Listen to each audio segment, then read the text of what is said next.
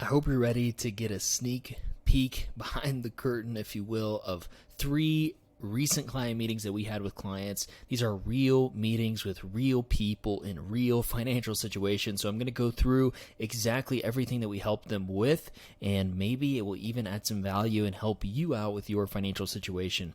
But my main kind of inspiration, if you will, for creating this video in the first place was many people were asking me, or they would come onto a prospect call and they just wouldn't fully understand. They didn't fully understand prior to what financial planners actually do with their clients. And, you know, they knew they had an idea that we manage investments, which we do, but we also do a lot more than that. And I would argue that the financial planning side of things is actually much more valuable than the investment management. Okay. So, I'm going to just go through all of these client meetings. I've picked 3 real meetings and 3 clients in different scenarios, different stages of life that are going through different things. We have, busy professionals with a young kid. We have 2 business owners that are in different stages of their business with different types of businesses. And we were able to help them and guide them through the various decisions that they were looking to make. All right. So buckle up. Here we go. We're going to dive in to client meeting number 1. And if you have any questions, or, if you are interested in working with us, of course, just go to our website, strongwealth.net, and you can schedule a call to talk directly with me. If you have any questions, you can drop it in the comments below. Let's go ahead and jump right in. Okay. So client meeting number 1, this client, their scenario, just a little background. They're young professionals. They just had their first baby. They're looking to buy a home pretty soon. Well, now at this point, they actually have bought the home, but they also had a car kind of crap out on them and they wanted to buy a new one.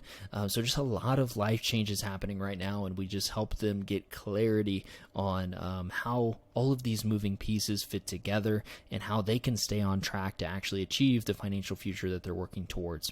All right, so like I said here, a new baby and old car issues caused some major changes to their cash flow. So we talked about how childcare costs affect their monthly cash flow picture. All right, so when you have a baby, of course, everything changes, but everything also changes about your finances and your financial plan, or at least it should. So we discussed, okay, how does cash flow look different now that we have the baby? And then whenever they do need to, or whenever, the mom needs to go back to work, or is going back to work, what are the childcare costs going to look like, and what are the different scenarios that we can consider, and how that's going to change monthly cash flow. So we just talked through those different scenarios and choices that they had. We also talked through what purchase price on a new car they could afford at current interest rates. So we talked about the rates that they would probably get approved for, what type of car they needed, and then gave them an idea for what the loan should look like, and what the ultimate purchase price, the max purchase price that they could afford was, and help them still stay on track to their home down payment goal, which is bullet point number 3 here. So we set an updated spending target that allows them to stay on track to save for their home down payment goal 1 year from now. They got there, a lot quicker than what we expected, but they were still wanting to make sure they were on track to buy their first home in the same time frame that they were shooting for previously, and in that these other changes weren't going to affect that goal. So we just said, okay, here's in order to stay on track, here's exactly how much you need to be spending on a monthly basis. Here's how that differs from what we've seen over the last few months, and gave them a goal and a way to track that, and something to shoot for to stay on track there. So really just helped with all of these different moving pieces. Like I said, give them clarity on how to stay on track to the goals that they have. 4th and 5th points here, we explain their new employee stock purchase plan. So their employer rolled out a new employer benefit, and so we just looked through the documents and educated them on what the program is, what it means, how to do it. But ultimately we decided and gave them the recommendation that it wasn't a good fit for them right now, just based on how the employer structured it, which I won't go into, but we just gave them that education and helped them understand if it was a good fit for them or not. 5th, we reviewed their tax projection to determine their paycheck withholdings, to determine if they were optimized. So actually about partway through the year, one of the spouses changed from a 1099 contractor to a W-2 employee. Okay, so for the 1099 contractors out there, you know that you are a business, and you're going to owe taxes at the end of the year, and you need to be prepared for that. And that's how the previous years had gone. They had no idea how much they were going to owe, but it was always a stressor for them come tax time. But now working with us, we can give them a clear answer on here's how much we expect you to owe, here's how much you need to be withholding from your paychecks, and gave them, the clarity and peace of mind around being well prepared for their tax time come this year. So they left feeling relieved and clear on exactly what car to look for and what the short-term future was going to look like after all of these major life changes. Okay, let's go ahead and jump to client number 2. So this client, he actually he has a cyclical business, and it was giving him some cash flow issues. So we wanted to just get clear on the changes that were happening in their plan. And this is an older business owner who's going to look to retire in the next 5 to 10 years. So things are getting down to the nitty gritty, if you will, to make sure that they are well prepared to be able to retire. And so what we did was we reviewed their personal spending for opportunities to lower expenses. So we realized with the cyclical business, cash flow problems were happening in the business. And so we looked at the personal spending and said, okay, we're going to have to make some changes here. So we reviewed what it was and looked for opportunities together to lower those, without them having to sacrifice too awfully much.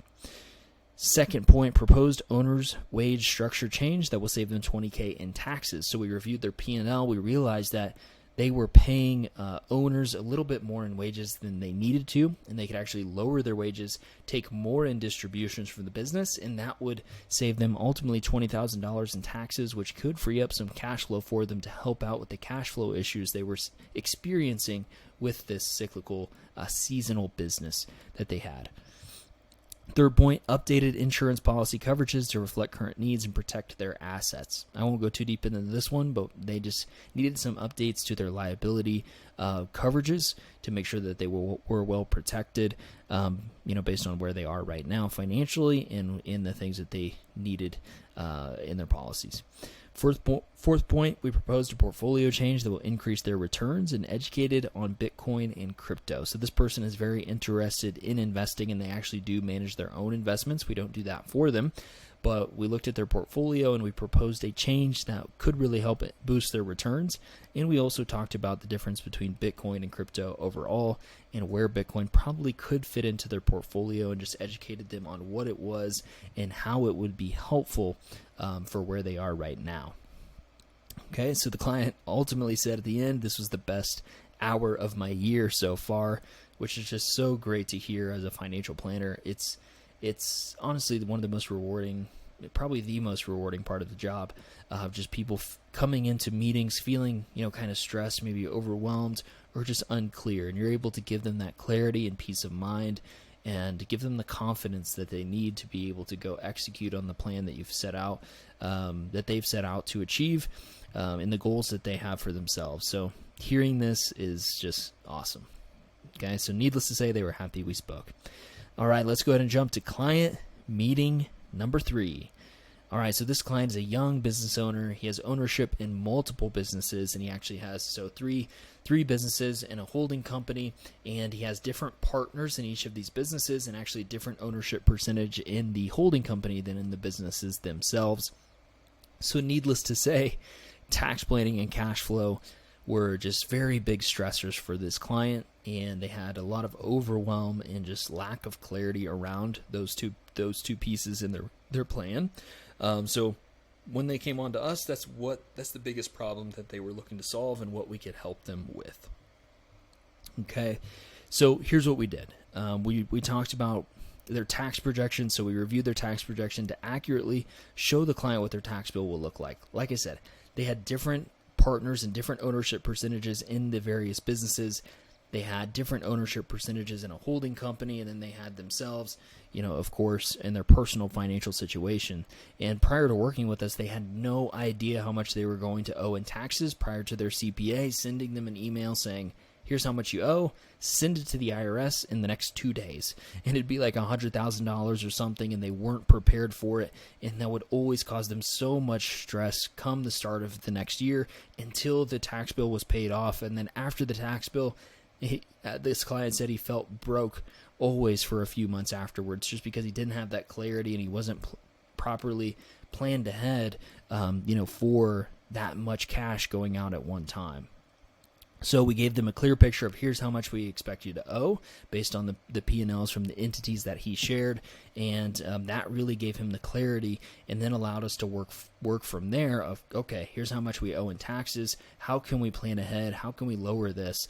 And we were actually able to lower this client's tax bill by $54,000, after analyzing the type of businesses that he had in his tax returns, which really, really obviously made him happy.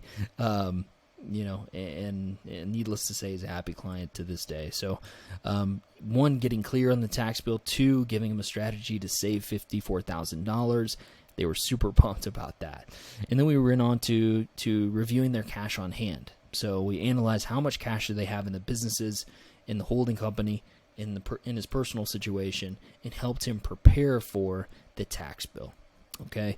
Then we proposed an entity change that could save them up to $2 million in taxes upon the exit of their business. All right, so this is separate from the $54,000 in savings that already happened.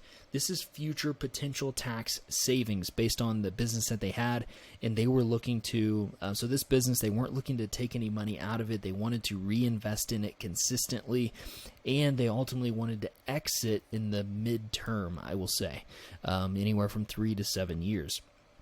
So we talked through potentially leveraging the qualified small business stock election, which would cause them to have to change the entity from currently it was just an LLC. We had to change it to a C Corp if they wanted to actually make this happen. So there's a lot of other things that need to be in place for you to qualify for the QSBS strategy. But, we went over that, discussed the potential tax savings and the changes and what it would change right now and how they could actually make this happen upon the exit of their business.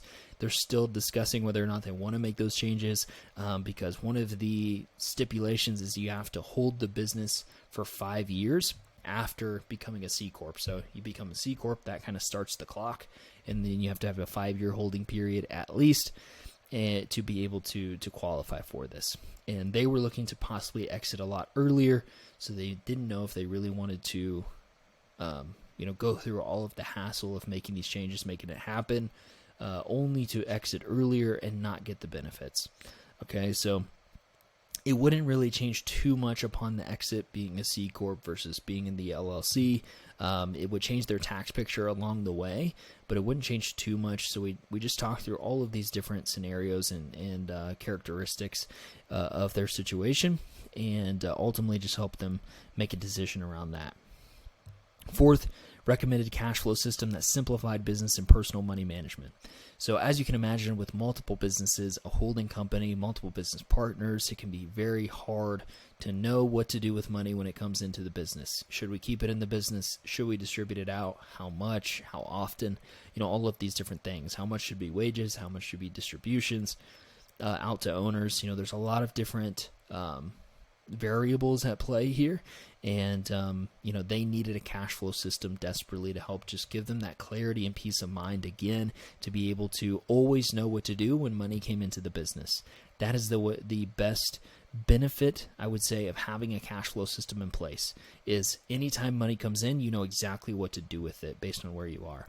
Okay, so if you don't know that and you don't have a system in place for your business, you need a cash flow system so that you're not always just kind of flipping a coin with what to do with the cash coming in.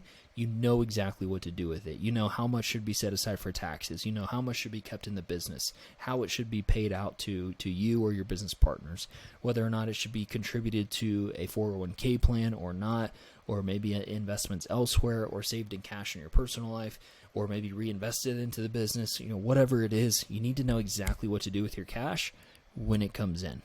Okay, so that's something that we helped this client with, and this was just a massive meeting here for this client. He was so pumped, and he was super excited for the future after this, because we really kind of lifted the cloud, if you will, of fuzziness, lack of clarity, stress, and overwhelm, and really gave him confidence that he needed to go and do what he does best, operating in his businesses.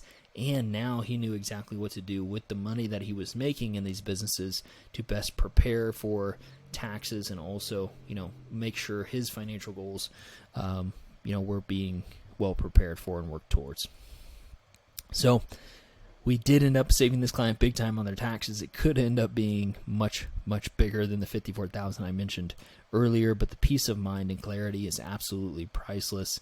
And I think that this guy will be a client for life. So this is 3 great examples of real client meetings that we've had recently.